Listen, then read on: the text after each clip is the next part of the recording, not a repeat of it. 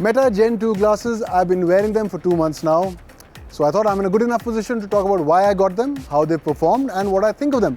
So I got these for a very, very specific purpose. I got them to take like POV video while riding a motorcycle from inside a helmet. I don't like the idea of putting a GoPro, and I thought these would serve the purpose, which they did. Now the Gen 2 records at 3K, the resolution is good enough. What I didn't know, however, is that these record only in portrait format, which doesn't work for me because I work for television and I need a horizontal format, but for social media, they're great. The other thing was, I was really fascinated by the idea of having like a in-lens display to read messages, etc. I was under the impression that these glasses, came with a band and I'd be able to read stuff on the screen.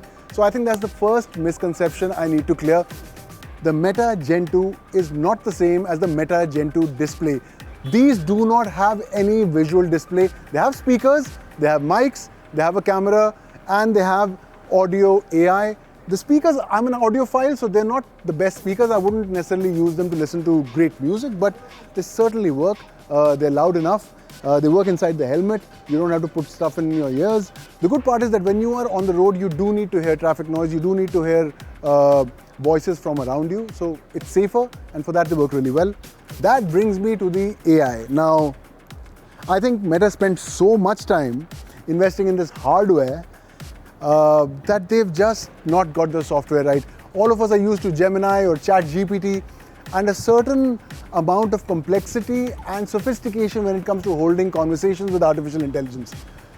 You're not going to get that with Meta AI.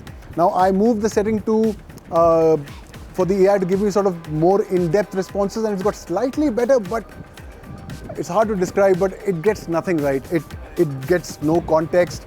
It has no memory. It just doesn't work. I got the transition lenses, which means I could use them both indoor and outside. You see, if you're carrying a phone, or if you've got a camera, and if you're shooting video, it's apparent to everybody that you are shooting video. And if they don't want to be on that video, they'll tell you. But for some reason, with these glasses, it appears almost like there's a hidden camera, and that makes people uncomfortable around you if you're talking to them with these glasses on. Now, I have to say that when you turn the video on, the light starts blinking, and that is a giveaway. But unless somebody is really watching, hardly anybody notices this thing blinking really. And also there are lots and lots of aftermarket stickers, etc. you can put to hide them if you really want to. So I do love them for my morning meetings and for taking phone calls and occasionally listening to music. What I like is that they're slim enough, they're light enough.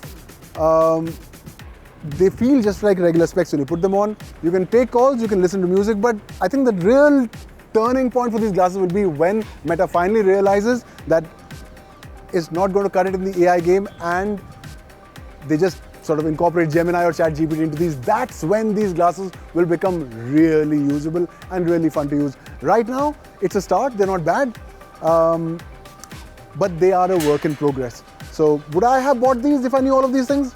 Yeah, probably, but then I'm an impulsive shopper.